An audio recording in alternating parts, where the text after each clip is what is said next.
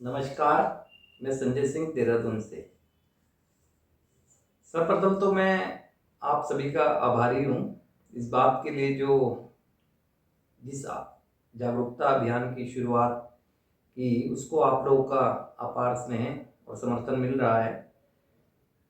और ये जानकारी जब उस लोगों तक पहुंच रही है उसके बाद मुझे एहसास हो रहा है इस बात का कि वास्तव में समाज में जो जागरूकता की दृष्टि से चाहिए था, उनको लगता है कि ऐसा कुछ मिलने लगा है। इसी श्रृंखला में जैसे कि मैंने पहले भी कहा था, मैं इस प्रथम चरण में वही कोशिश करूंगा कि कुछ ऐसी मूलभूत जानकारी आप तक पहुंचाने की जिससे कि आपकी जागरूकता में बढ़ोतरी हो। इसी श्रृंखला में मैं आज जिस पर चर्चा कर रहा हूँ, जिस विषय पर, वो ये है कि व्यसन क्या है और कौन है व्यसनी, यानी एडिक्शन क्या है या कौन है एडिक्ट। अगर बिल्कुल सामान्य तरीके से आप समझने की कोशिश करें तो मैं एक बताना चाहूँगा कि कोई भी व्यक्ति, यानी किसी भी व्यक्ति का कोई सा भी ऐसा व्यवहार जिसकी वजह से उसके जीवन की प्राथमिकताएं प्रभावित हों, वो व्यसन है। और ऐसा व्यवहार जो व्यक्ति कर रहा है वो व्यसनी है। वजह यानी देखें कि उसमें इतना डूब गया है वो उस व्यवहार में कि उसे स्वयं की देखभाल का समय भी नहीं मिल रहा है, या कहें तो कर ही नहीं पा रहा है, इतना उस व्यवहार में वो डूब चुका है। और उससे संबंधित जो भी चीजें हैं, चाहे उसकी एजुकेशन हो, चाहे उसका व्यापार हो, या उसकी नौकरी हो, या उसकी परिवार की जिम्मेदारियां हो, उसको सबको ही नजरअंदाज कर दे रहा है अपने उस व्यवहार की वजह से। आज समाज में कई तरह के एडिक्शन तेजी से बढ़ते जा रहे हैं। जैसे कहें तो हमारी एक बेसिक नीड है भोजन, लेकिन आज देखने में ये आ रहा है कि फूड एडिक्शन भी एक तेजी से बढ़ता जा रहा है। यानी कि एक व्यक्ति जिसकी भोजन आवश्यकता थी, जरूरत थी शरीर के स्वास्थ्य के लिए, आज उसकी सोच उसी के इर्द गिर्द घूमने लगी है। फूड एडिक्शन तेजी से बढ़ रहा है, इंटरनेट एडिक्शन तेजी से बढ़ रहा है। कि ये जा रहा है कि शुरुआत से ही बच्चे या कहीं बड़े भी कि एक इंटरनेट जो यूज के लिए था, अब वो यूज की बजाय वो मिसयूज की तरफ बढ़ गया। और अधिकांश देखा जा रहा है कि इंटरनेट एडिक्शन, ऑनलाइन शॉपिंग, बहुत पिछले वर्षों से देखें तो ऑनलाइन शॉपिंग के केस भी अधिकांश देखने को मिल रहे हैं। गैम्बलिंग एडिक्शन, एक ऐसी ऑनलाइन गैम्बलिंग भी शुरू हो चुकी है कि ऑनलाइन गैम्बलिंग भी एक एडिक्शन के, और सेक्स एडिक्शन भी एक इस तरह से तेजी से समाज में फैलते जा रहे हैं। बात यह है कि इसको नजरअंदाज शुरुआत में ही क्योंकि किया गया, वो व्यवहार एक व्यक्ति का बढ़ता गया। कोई भी चीज हुई है, वो व्यसनी जो व्यसनी कहला रहा है, आज के दिन जो व्यक्ति व्यसनी कहला रहा है, वो एक दिन में ही इस दशा का दोषी नहीं हो गया। उसने शुरुआत की होगी कभी इसकी, उसको जिया होगा। क्योंकि कोई भी आदत जो है वो एकदम से नहीं बन जाती है। तो लेकिन जरूरत यही है कि इन चीजों को हम नजरअंदाज क्यों कर दे रहे हैं। आज समाज में है ये चीजें कि अगर प्रथम कहें कि अगर हम बात करें केमिकल डिपेंडेंसी की या नशे की, वो तो एक है ही प्राइमरी, अगर कहें तो प्राइमरी एडिक्शन के रूप में हम उसकी जागरूकता के लिए जो भी संभव है वो संदेश आप तक पहुंचाएंगे ही। लेकिन और चीजें नजरअंदाज ना हो जाएं। अच्छा ये है कि जागरूकता की दृष्टि से हम सभी चीजों पर नजर रखें और यही देखें। अगर कोई किसी को ये स्वीकार करने में बड़ी मुश्किल प्रतीत होता है कि मुश्किल लगता है इस चीज, इन बातों को कैसे स्वीकार कर लिया जाए।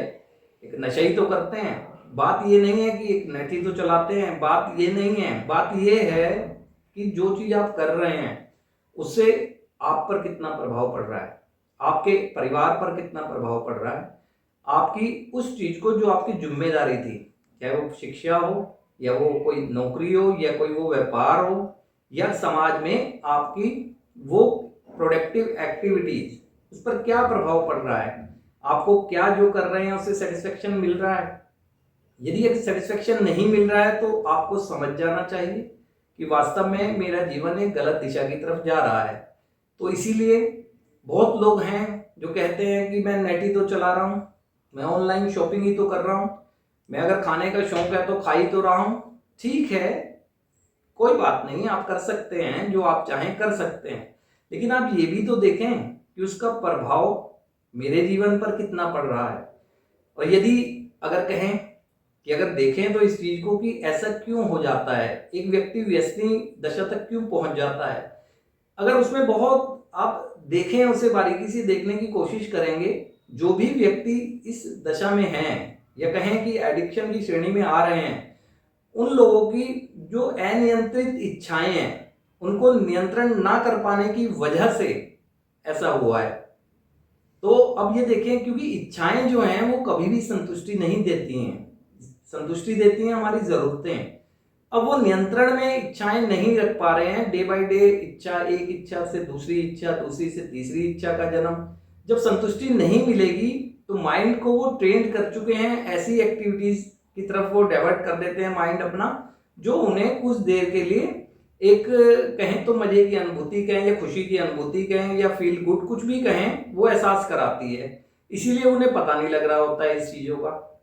यदि वो इन चीजों से निजात पाना चाहते हैं, यदि परिवार ये चाहता है कि वास्तव में इनकी एक पॉजिटिव हेल्प की जाए, तो सबसे पहले हेल्प करने के तरीके में जो शुरुआत होनी चाहिए वो यही होनी चाहिए कि उनकी जरूरतों और इच्छाओं में उनको फर्क करना दिखाया जाए कि क्या उनकी जरूरतें हैं आज के दिन, क्या उनकी इच्छाएं हैं, जो इच्छाएं दूसरों को भी प्रभावित कर रही होती हैं।